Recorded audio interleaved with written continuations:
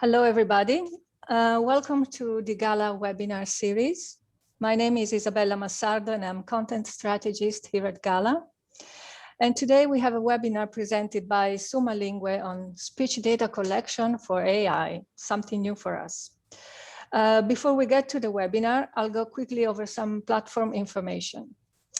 So you are muted to cut down on noise. And if you experience any technical difficulties, you can let me know by using your chat box, and I will work with you to troubleshoot. If you have a slow internet connection, your audio may be disrupted.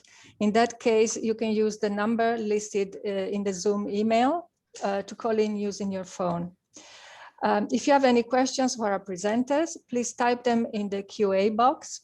And we will try to get to as many questions as we have time at the end of the presentation. Please use the chat button on your control panel to chat with other attendees. You can direct your messages either to the panelists or to everybody. And of course, please remember the netiquette. We are making a recording of this presentation, so you'll receive a follow-up email tonight or tomorrow with a link to the recording, and the recording will be published on the GALA website as well. Let me briefly introduce our speakers. We have Shannon Zimmerman, an investor who serves as Chief Revenue Officer for Summa Linguae Technologies. And we have Julian Dix, who's Technical Operation Manager and System Architect for the Data Solutions Group, always at Summa Linguae. Shannon and Julian, welcome, and I leave the floor to you. Thank you very much. Julian, you can certainly advance to the next slide. Well, I really appreciate the opportunity to address what I hope are a large number of other language service providers and solution providers who are all maybe with great curiosity looking at this new and emerging space called data collection for AI. To give you a sense of what we intend to cover today and what our objectives are. You know, for me, I spent the better part of my career working in the language industry. Once upon a time as a founder of a language company and would spend many years running that organization and ultimately selling it, but having a deep appreciation for all things language, the goods and the bads, because there's a little bit of both, as that is true probably of any industry that we may be in.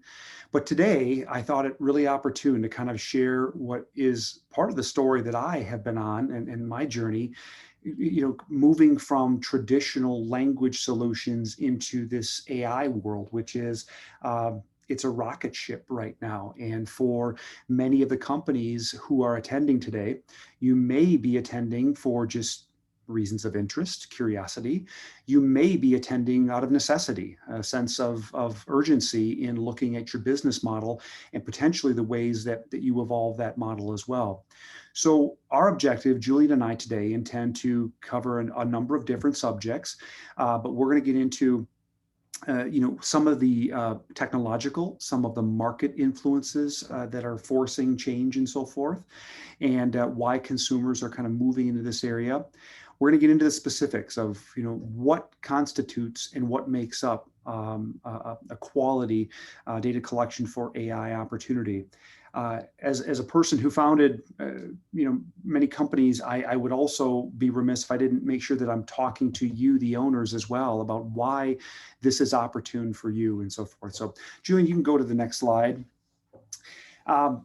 So we've kind of set the groundwork. So we're here to educate the audience today on data collection for AI. And I'll get into the what is data collection for AI, because I don't assume just because you're attending that you inherently know. If you would go to the next slide, Julian. From my vantage point, there's a number of things that are happening, I think, right now in the world that are forcing this acceleration towards AI and all of its different applications and the different ways that we as a society can benefit from it. You know, the rate of technological acceleration is truly astounding. If I look back, and as a person who has been in technology for the bulk of my career, I kind of summarize it into three major categories that are really influencing change. So For some time, we have been collecting large and vast amounts of data. This is important. It's been used to help analyze, predict. It's used in a variety of different ways to help us do a better job at whatever the task may be. You layer into there AI, which, okay, this is now our ability to have a computer start to make educated decisions for itself, right? It's drawing from algorithms that we create, and it's using that data in such a way to help us improve whatever the process or whatever the outcome may be. And then you layer in now, which could be in some people's argument, quantum computing, or we'll just say accelerated computing. And you've kind of got the perfect storm now for what can be a dramatic acceleration. So technology right now is really lending itself perfectly to this emerging world of AI. And I could literally spend the next hour talking solely about artificial intelligence and all of the ways it's being used. It's used in tech, it's used in finance, it's used in automotive, healthcare, you name it, it's being used. Wherever there is a problem that we want to use vast amounts of data and some smart thinking to make it better, AI is probably going to be there. What makes AI a little unique is that it is taking and capturing, this is the collection side of it, very different pieces of data than what we maybe historically were used to. You can go to the next slide, Julie, if you would, please. So if we just think about our lives, right? So we know what technological capabilities are. I just kind of hit those elements and those pieces. But now we start to look at the consumer. And I'll even tell you for myself, and maybe I'm alone, maybe I'm not. If I have to literally key into a keyboard these days, I get frustrated because we want it faster and better, and we want to talk to our devices. And it could be our automobile, it could be our phones, Alexa, our refrigerators now, our smart devices, and so forth. So this notion of our phone maybe being the singular device that we're going to interact with, and that's what you conjure up, it's far beyond that. It's far beyond that. And all of the ways that people interact with those devices are relevant to the collection of data to support the AI initiative. So we as a consumer are also a major influencer right now in what's driving this. The days of reading to obtain our information are giving way to, I want to audibly speak and make my request, and then I want to audibly hear back or visually hear back maybe and see what it is that I'm after, the information that I'm after. So aside from the rapid acceleration of smart devices, phones in particular, there are just an array of things now that you maybe didn't historically think of that are now considered part of this AI universe and are subject to the topics that we're going to cover here today. So technological demands enabling a lot of what we do. Consumers are driving a lot of this. And Julie, if you go to the next slide. So why LSPs? What possibly would have an LSP being a logical or potential logical candidate to be a player in this industry? So with the highest regard and respect for the industry that I spent over 20 years participating in, here's just some harsh truths I believe that are influencing and are relevant to any LSPs who may be listening in today and are exploring this notion of data collection for AI. First of all, when I left the language industry, I didn't know whether or not I would return. It was through a series of conversations with some of the folks at Summa Linguae and other companies advancing in the AI and data space that I realized that there was a new frontier for the LSP. And it really is data collection. But what makes it special and why do they align? Well, language solution providers have spent the past number of decades dealing with global content, nuances, all kinds of intricacies that make language special and unique. And data collection for AI is not all that different. A word is a word, a sentence is a sentence, audio is audio is not all true in the language space, but the same is true in the data collection space. Inflections in voice, accents, background noise, all these factors are relevant in establishing good data to train our AI so it is more effective at what we do. Our voice devices are only as good as they are effective, right? And as long as our patients can endure them, I guess, if you will. So quality data is important. But language service providers have devised optimized ways to transform content from one language into a variety of uses. And the same is true here. So we've got data in a lot of different formats, could be speech, could be video, could be signs. We have to understand, is what I'm seeing, what's the sentiment? Is it happy? Is it sad? What is it, right? There's all these different elements that go into this. And so by virtue of the past experiences and the miles on the tires of some great language service companies, they've got the internal infrastructure that understands at the highest level this concept of data collection for AI. Now, I would also make the argument that when I look at the business opportunities these days, and if you're looking at growing your organization, some of you, as I mentioned at the start of this call, maybe you're here because it's opportune and interesting to you. Maybe you're on this call because you have to be, because you're finding the traditional and historic language translation industry, it's mature. It is well established. Margins are under constant pressure. To say it nicely, to the industry that I grew up in and love, it's not as attractive as it once was, albeit it still is attractive. It's evolving and changing. And so we're seeing these providers start to pivot their models a little bit and now start to move into this space, which is, frankly, I'm not saying there's no competition. There's competition, but there's less competition. It is a booming market. I mean, we have industry analysts that are projecting AI to surpass $100 billion in just the next couple of years. And we're at about 50 billion right now. That is not a trivial number. And, it's going to be the nimble providers, I think, that jump out in front of this right now and are able to seize this. So this is part of the message I want to relay. Whether you've got the world figured out in terms of AI and data collection, and you're joining just to validate what you know, if you're an LSP in this call today, we're going to talk through the key pieces. Julian's going to get into many of the literally key pieces that you're going to need to have. Julian, if you go to the next slide, please. So as I talked about, AI is many things. It is the bigger master. Okay, so if AI is 100 billion in size, data collection for AI is a subset, but it is a vital, absolutely necessary subset of AI. You can't do effective AI without having large volumes of data to influence the AI, to make it better, smarter, and so forth. So the data collection component is extremely important. So transitioning from the language market, participants generally focus on key data ingredients, right? This can be audio, this can be video, imagery, and so forth. But it's the collection of all these things that make it wildly opportune for us. Go to the next slide, if you would.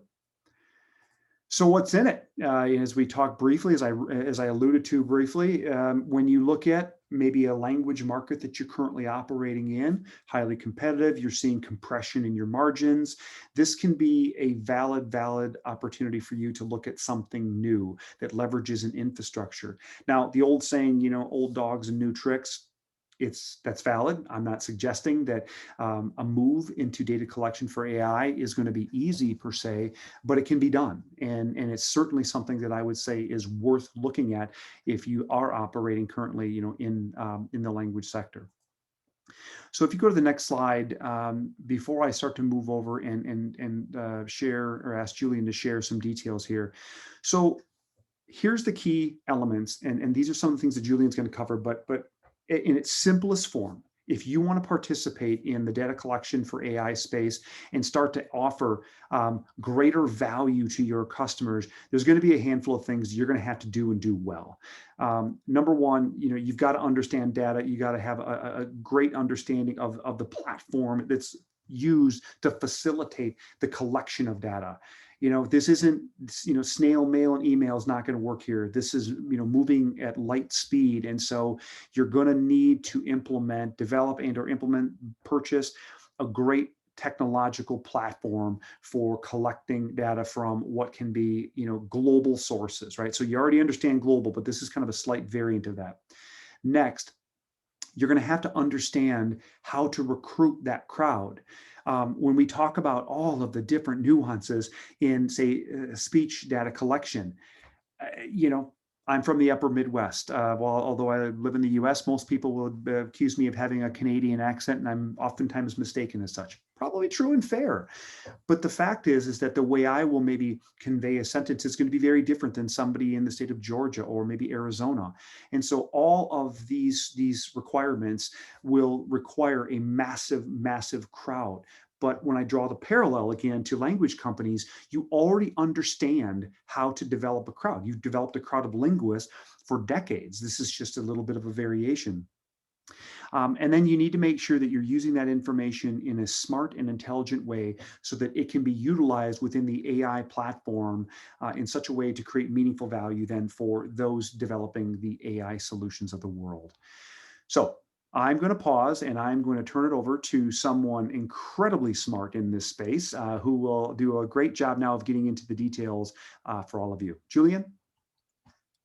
Cool. Thanks, Shannon. So now that Shannon's actually shown you that there is an opportunity out there worth looking into, and also that this industry is going to be growing, and this is probably a fairly good time to get into it and check it out and see if it makes sense for your business or how you can take advantage of it. So let's begin with the basics. What is the core business flow for data solutions? How similar is it to what you already know? What is this data collection flow?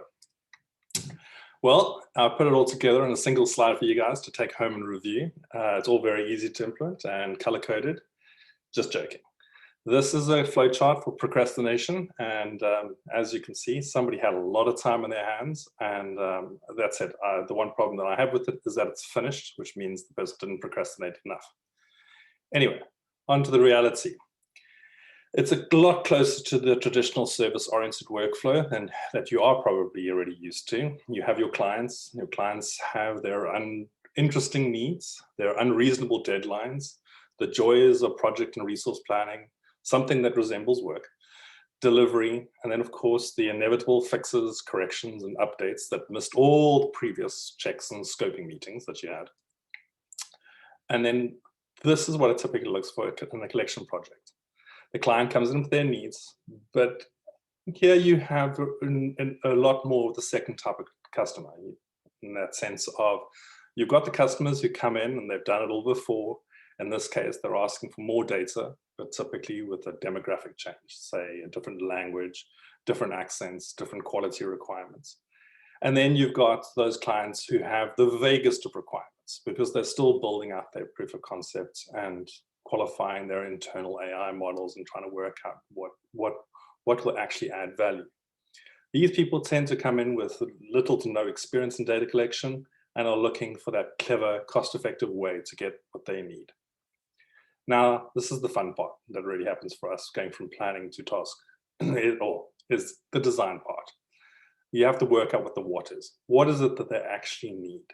And of course, add your typical thing of like, now that you know what the what is, you have to work out how you're going to get it. How are you going to collect this data that they need? And then who you're going to approach. Who do you need? Is it data collection, where you're going to get them? Or is it skills-based that you need to be able to do? Where's the most effective place to go get that? And effectively, you end up with a plan, which gives you that point where you can estimate the time and the effort to do it. All of this is pretty much the standard flow. Of course, we can then basically build out the tasks that are required, be it in terms of going out to collect, to get users to transform the data from one form to another.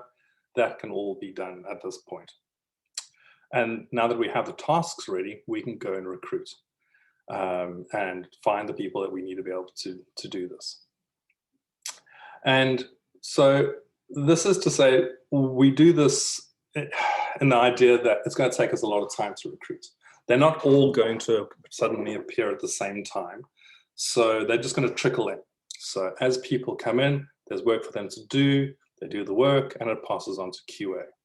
The QA cycle, obviously, they all check it. And if you've got a good crowd, there'll be very little work sent back for rework. And then you go back onto the final packaging and delivery. But in our world, we've got multiple cycles, or potentially multiple cycles. So for example, when we're collecting audio samples out in the wild or phone conversations, we can get asked to basically provide transcription. There's no point in getting an unscripted recording of somebody with a Glasgow accent in the north of Scotland unless we know what they're actually saying. So machine algorithm needs both parts. There's the audio and the actual transcription. So this is what we go out and do in those cases. Now, let's walk through a few of these use cases so you can get a bit more of a feel of the type of collections out there. Of course, this isn't comprehensive. The wonderful thing about this industry is that for every idea of making something better and easier for us humans, there's the inevitable requirement, as Shannon was referring to make it work elsewhere, for it to work for all languages, for all accents, for all communication channels. And let me just take you through a few of the ones we've done in the last 2 years. I don't know how many of you are aware that voice control in cars is about to become a standard feature. I was reviewing the Toyota website this morning, and there isn't one that doesn't have voice control in the 2021 models. And so it should be coming as standard for all, as common as seatbelts or headlights. Now, in these systems, you may have Alexa or Siri or Google or whatever system that there, and will handle a variety of requests. What you might not know is that there's actually a base system underneath all of that also needs to understand what you're saying. So it can route the request to the necessary system. Now, this is where we came in for one of the largest in-car voice control systems. Their challenge was to understand natural language requests, what we call utterances, in multiple languages, accents, and dialects in a car environment. So of course, their first problem was, how do we isolate the voice audio from car noises? And the solution was, we simulated in-car scenarios recorded in an actual car, and we used the same voices, but bringing in different noises and situations, and collected a number of samples for them to basically build their basic model to separate voice from car noises. Their second problem, obviously, was now we need to collect languages and accents. Now, this is a scaling issue. We have to get enough languages and accents to make the system work across the world for their eventual customers. So we used our platform to recruit users from across the world and record those typical utterances. In some cases, this is just a script we give for the users to read. And in some cases, it's actually, well, we don't know how they actually ask for something in a specific country. So we give it in an unscripted form, like, how would you request directions to the nearest gas station? Because they might not use the word gas station. They might not use the standard way that we've come up with in our scripts. And then we let them come up with the words to speak. Obviously, in those cases, we will also transcribe that so that the AI can learn that dialect. And another one we had, similarly in your home, you've got your home smart speakers.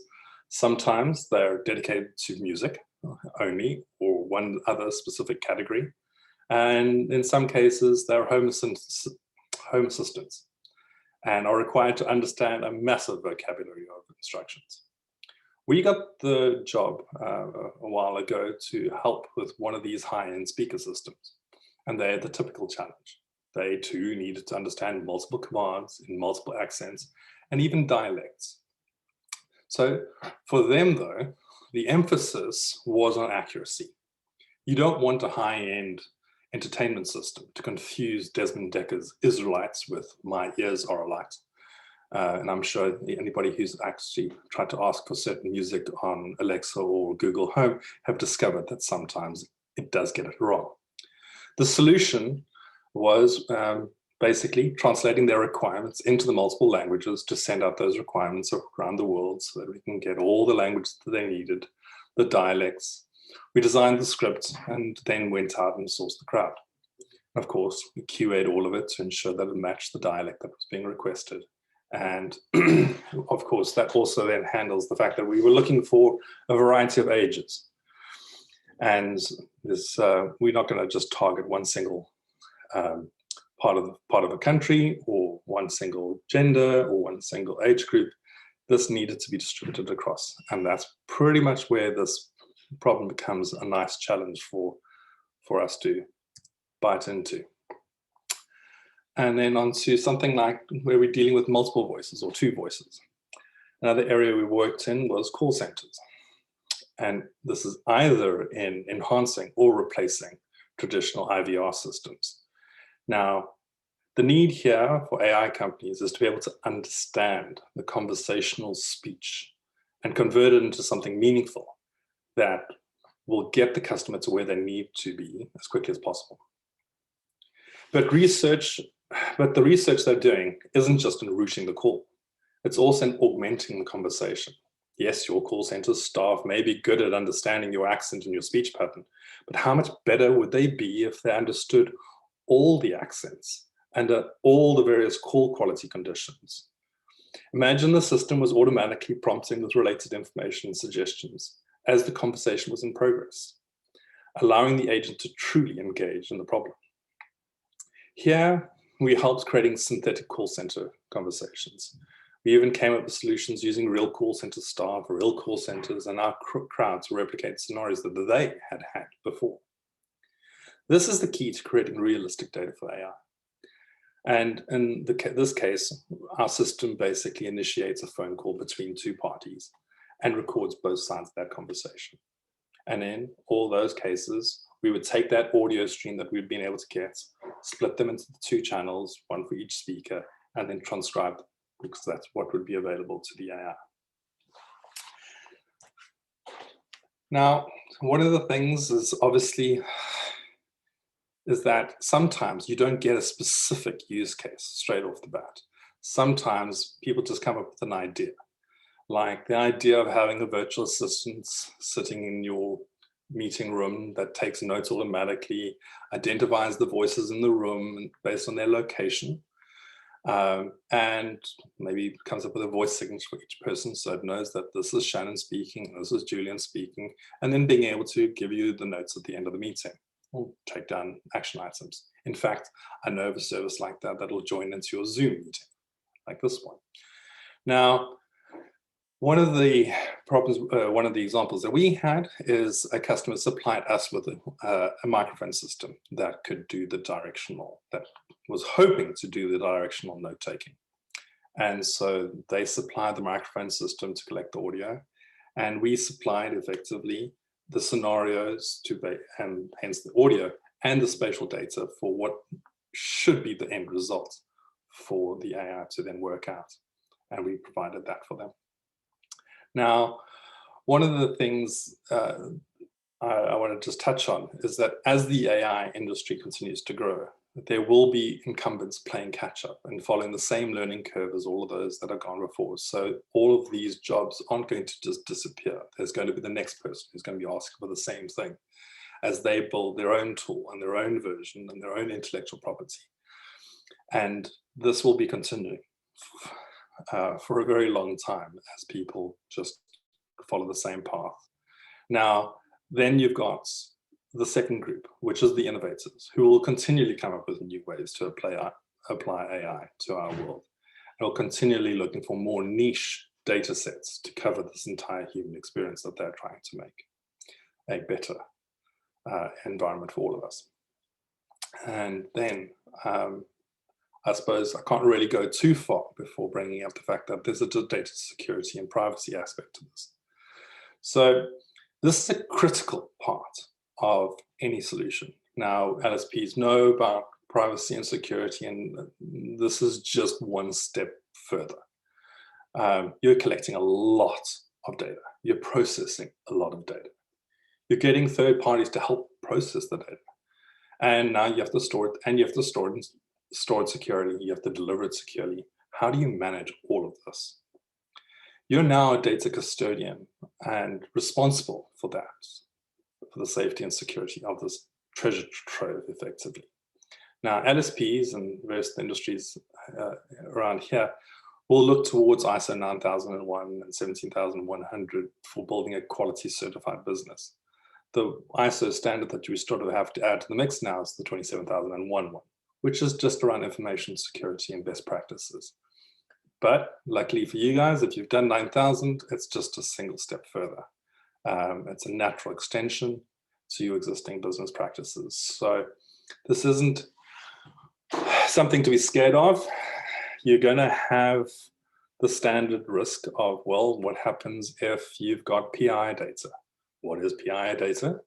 For those that don't know, it stands for personally identifiable information. So it could be credit card data of the extreme high risk version. It could be your address, your ID number, passport number, whatever it is. Now, sometimes you're going to end up getting this type of data. What do? Well, that's what you do in terms of best practices, is you typically just scrub it and redact it. Your customer is not looking for PII data. They're typically just wanting the data. And they're preferring that the AI is there to learn the pattern and the system as opposed to the specifics. And so you can just either scrub it, which is just reduce it to nothing, or just redact it, which is like eliminate it.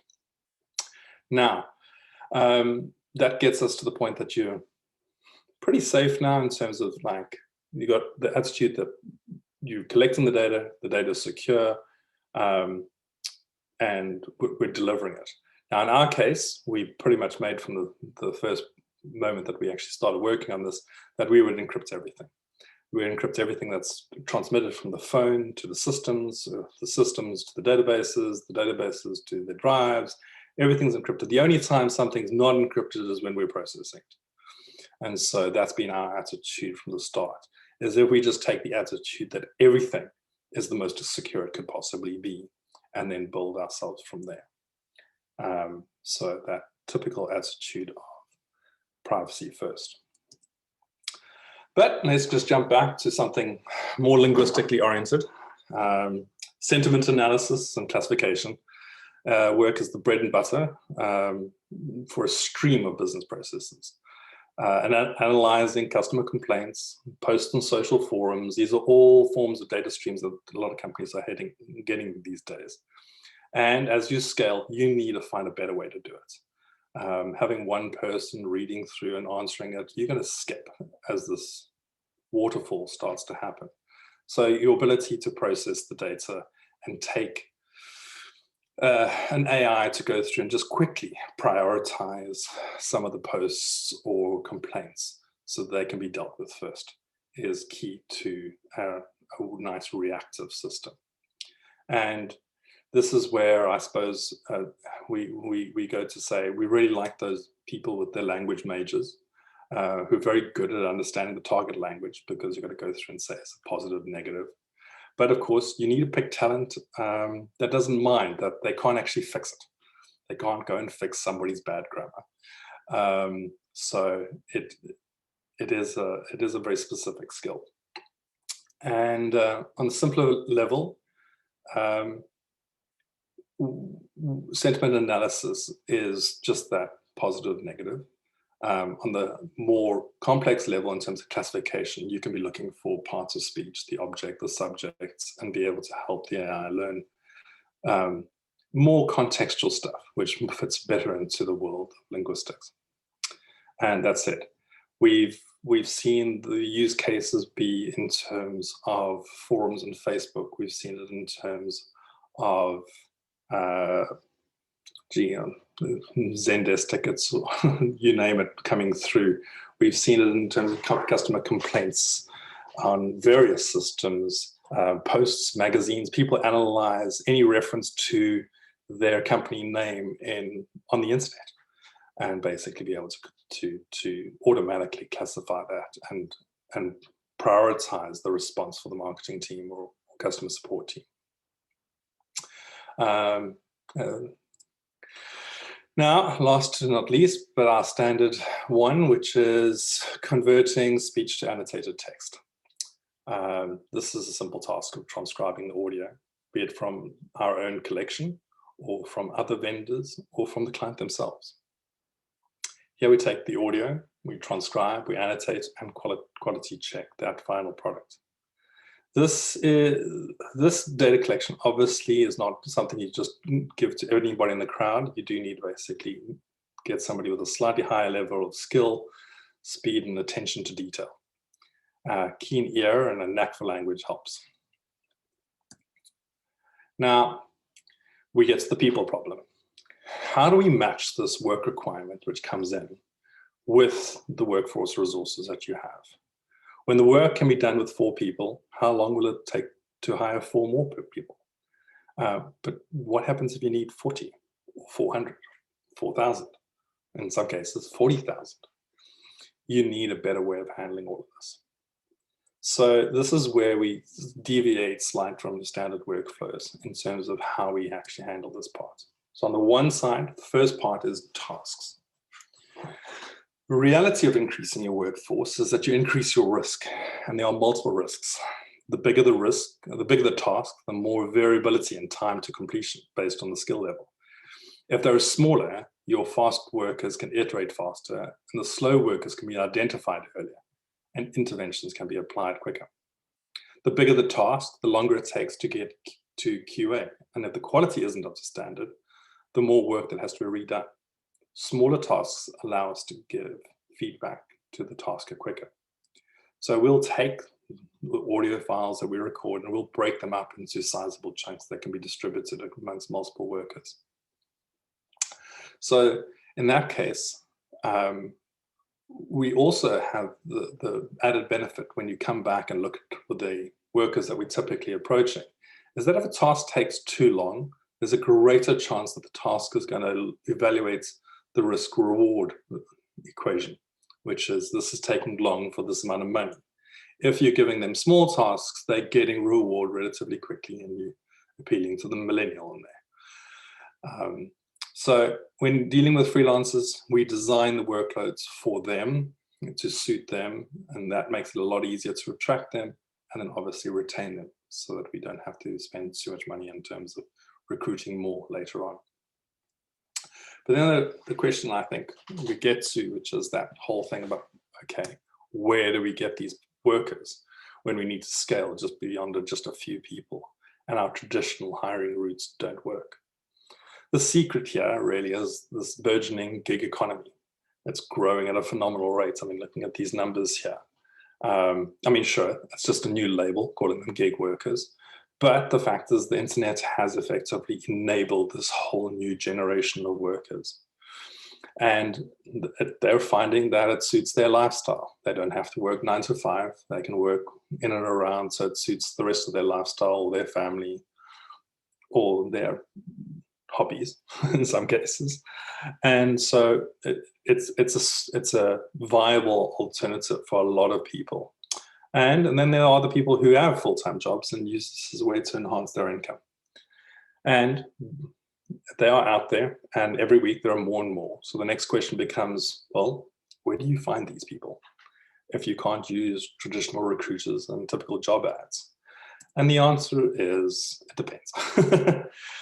There are freelancer platforms like, I lost an icon, like Upwork or Fiverr that you can post jobs on. You can do targeted to degree adverts where you know these people will be frequenting on the social networks. And you can connect to specific targeted networks where you know that freelancers may be sitting looking for work. In the one sense, when you're looking for skilled workers, transcribers, anybody with linguistics, you can target specific forums that you know that group would be looking at. And of course, this does require a bit of patience, dedication, and build up the experiences to work out what works and what doesn't work. There is a lot to be said about the cultural differences here as to which system works best for which culture, language. We've got a lot of experience in knowing where Facebook works and where it doesn't work, or more importantly, in some cases, what type of adverts work. In terms of attracting information in Korea, for example, it's very difficult to get people to do a phone conversation project because they consider the phone conversation projects are fraud. because there's a lot of fraud around telephone conversations, and so they don't want to partake in that. So you've got to work out what all these little nuances are and get a lot of cultural knowledge around that to make crowd recruitment work for you. Now, obviously, not all these users are going to come in with exactly the right skills that you're looking for, and so you need to pre-screen some of them for the skills or for matching specific demographics. In terms of the system we have, we typically know that what the languages that they're speaking, where they are located in the world, and so their gender, and we can target a project at them. Sometimes we'll need something more. In some cases, we'll need to know that they have a very specific accent, and so they'll need to be pre-screened. And so there's nothing wrong with us creating a small mini project, which allows us to go through and say, here's a project, just record your voice, and that'll qualify you for the project. And that'll allow our QA to basically approve that, yes, this person does have that accent. In terms of other things where it's more difficult, like transcription, we'll create a test project where the taskers can just take on some normal samples of existing audio that we have and get them to transcribe it, giving them the guidelines as to how to annotate, and then we evaluate how close they are to the model answer. And if they pass, well, they then get onto the general task, general project, or in a lot of cases, because this is very much like getting a qualification, you can then get invited to all projects that require, for example, transcription in Spanish. And so that's how we handle that. I think the one thing that then comes on to the obvious thing, now you've got all these workers, is the logistics. And what should the approach be when you're trying to handle all of this? You're managing smaller tasks, because we just tried to make everything smaller. And now we're dealing with more workers. And the most likely reality is that the tools you have aren't going to handle the volumes and provide the agility required. And if you get it wrong, that's all going to flow to your user support team. And are you tooled for that? Will they cope? Our approach is to build a system that manages the workflow and ensures that we're spending our time on quality. How do we make the manager's experience good? How do we make the QA's experience good? And by doing that, we're limiting the number of calls going to our customer support. But going into the last part, that's all nice and well. What does a system like this actually look like?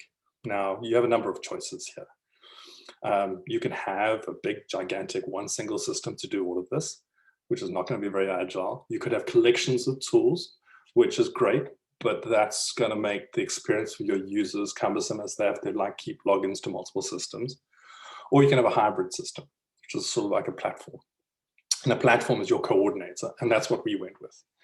And so that's nice, because every single project gets to work onto something that will enhance and build out the Crowd platform. What are the parts of a Crowd platform? You have your website. You need your website. The users out there need to trust you. They need to know that you're real. They need to know that you're not just a fly-by-night company, that you are actually going to be able to pay them for their efforts and their work. And you need to demonstrate that, be it on a website or on Facebook. And you got to make yourself seen on all those brands that they know and they trust. And by association, you become trustworthy as well. Luckily for us, setting up on all these social platforms is free, or relatively free. Next is, what tool do you want to basically do all these collections on? In our case, we went with mobile, and we went to the website. Mobile, very convenient, easy for people to use. They can do it while they're waiting at the bus stop. They can do it while they're waiting for their kettle to boil. It's very convenient to be able to just take on a bit of tasks, spend 5 minutes, do a bunch of now, do a bunch later, and it suits them. In the cases of transcription, mobile is not ideal. So we actually have a web interface for that. And that, anything that pretty much needs a lot of real estate on your screen, we'll go and build into our web interface. Now, just looking at our back end quickly here, we have our central administration system, This is the heart of our system. It links all the parts together. It controls the project, interfaces with finance. It sends out the invites to the users, controls the submissions from the users, sending it to the QA, backing out again if it needs rework, manages the payment process. On this slide, you'll see an example of a project criteria of how we can target sort of dialectical regions, sort of like saying we're wanting, out of 100 people, we want all 1,000, whatever it is. We want 11% of people to come from Balano. Of course, we want 50% of them to be male, 50% to be female. And we sort of like then obviously get to the question of, well, what is 50% of one person? But you can work that out yourself, I suspect.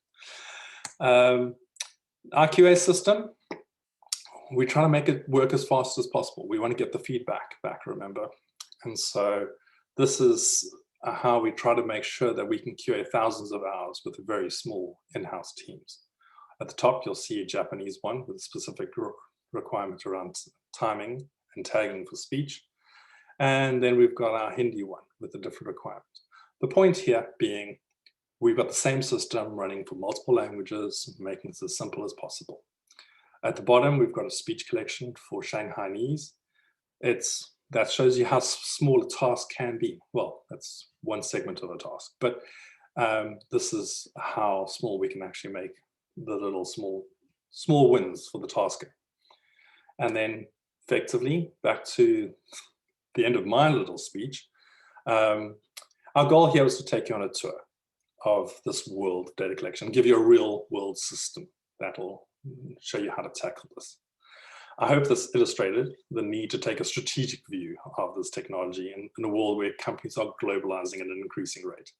And with that, I'll pass you back to Shannon. Back off mute. Thank you, Julian, for sharing that. I mean, just to put a bow on everything and for everybody's benefit, I hope that, and maybe you knew this coming into this, that AI is big business and it is hugely dependent on data. Without data to feed the AI machines, you simply will not have the quality of output, and you will not draw the conclusions that you otherwise could.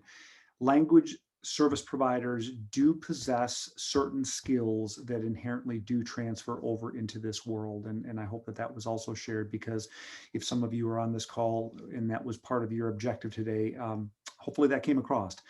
Crowd collection in the platform, as Julian hit on, absolutely a must. Without the right tools, this is just not going to work. Building the crowd, the recruitment of the crowd, we touched on the areas where you can source and locate these people. And as Julian mentioned, it's kind of becoming more of just the professional culture, right? I mean, we just have a world that is more willing to work in this gig economy and in that manner. But at the end of the day, what I would certainly suggest, based on what I have witnessed over the past couple of years in this space, is be nimble. Just be ready to try new things, because this world is growing fast, but it is also changing fast. So, keep your customers' end objectives in front of mind, and don't, lock yourself into just one way to do things here. So let me pause so we can take some questions should they exist. And Isabella, I guess I'll maybe turn it over to you, please. Yes, thank you, Shannon and Julian. Really interesting. There are a couple of questions indeed. Let's see. If we go back to the car audio system that Julian was showing us, I think in the beginning, the question is, who decides the number of utterances that are needed to effectively train the system? Is it the customers engineers, or is it, for example, you guys who provide consultancy on these aspects as well? For the most part, I think the question came from Diego. This is to go through, in nearly all cases, it comes from the customer. They pretty much know what their criteria is for the machine learning model that they're building. They will obviously use experience to adjust, because there will variability comes through and they'll get it wrong. So usually they will go with slightly more than what's necessary. Usually we'll get a requirement for, say, for example, like 200 utterances per per user, per voice, per gender, whatever it is. Mm-hmm. So I think that's pretty much what that one is. Okay. There are other questions. If you want to read Sure. them and answer. I'll read them out. Diego Sure. has another one. In terms of, from Diego, to my knowledge, Summa Linguae pays using PayPal and Amazon vouchers. Have we ever had any issues, specifically around countries? And have we considered other micropayments? Now, this is an interesting one. We actually have tried. We do have issues. We did offer Google Pay for a moment until we had a number of issues. The fact that it's not designed for business to user, business to consumer payments. Obviously, using PayPal, there's certain countries PayPal just doesn't work in. Was very difficult to set up for users. India has Paytm. There's a number of ones that we'll actually sort of we've investigated. And one of the issues that one has with that is really about the requirement that some of these networks have, payment networks, that you have to have a local in-country address. And so that sort of limits you to a lot of the things that we have. So far, we've managed to find workarounds for all the countries that don't do PayPal. And at the moment, we've got processing with Amazon to basically be able to offer vouchers in more countries and more regions. So it's more suitable for the users. And we're expanding that. But we are investigating others. Hopefully that one. I don't have a full list as to who that is right now. Then Diego's one in terms of, are all projects, well, how many other projects are through Robson? I'd probably put it about 95% right now. I think the pandemic has made our lives valuable, our product very valuable in that sense, as that a lot of people will try to work out how to get the data that they need in a remote way. And that suits the Robson platform quite well. For the most part, even on the projects that aren't 100% presented through Robson, we do try to use Robson as the management platform anyway, because it does still help in terms of the payment process. Okay, do you manage micropayments in countries where certain payments such as PayPal is not available? The answer is no at the moment. This is one of the things where you have to hit your critical threshold. In certain cases where we've got a large request for payment in a country that doesn't support PayPal perfectly, we will typically either go through a third-party vendor to go through and say, hi, can you handle the payment for these people? Because that's it, and we'll do it in a bespoke way. Because we just don't have the volume to actually justify us actually going through and integrating that into our system when you only have a small project for a country like that. So, Angelica, can you think of a supply chain similar to the localization industry with end clients, MLVs, regional vendors, and individual freelancers for this new industry? I think I'm going to pass that one to Shannon. Yeah, the first one that comes to my mind would be the OPI, over the phone interpretation, is a potential industry that has the makings of again, large, broad network, language or specific in some way, shape, or form. They likely have the infrastructure to, again, facilitate the access to that network. And in this case, they're using it today for interpretation. However, that could be an industry that lends itself structurally to a critical part of what data collection is required here. So a sibling or kind of obviously interpretation and OPI is something that many language companies know and understand well, but that might be one of the first ones that come to my mind as someone with a similar supply chain to Loc, but also could be applied to this data collection for AI industry. Okay, thank you both, Shannon and Julian. I think there are no more questions for now, but maybe you want to show your slide with email addresses in case attendees want to contact you. There you go. So thank you both. This is a new topic for us, and it won't be the last time that we discuss it. And of course, you guys are welcome back to talk again about this. thank you to all participants for joining us. We would appreciate it if you could just take a minute to give us your feedback. And by filling in our post-event survey, your perspectives help us to refine our webinar program. Now, before you go, I'd like to remind you that we have a great month of April in terms of webinars here at GALA, even if I say so myself. Next week, we have emerging Arabic markets and machine translations. So again, data and artificial intelligence. And in 2 weeks' time, on April the 22nd, we're going to take the speech data topic a step further, and we're going to talk about how to localize voice assistants. And we have a great panel. We have Valeria Barbero from Mother Tongue. We have Angel Ye from Google. We have Susan Westwater. We have Shamala Prayaga from Ford. So I hope you can join us. And for now, it's good day, good night, depending on where you are. And I look forward to seeing you again. Bye, everybody. And thank you again, Julian and Shannon. Thank you.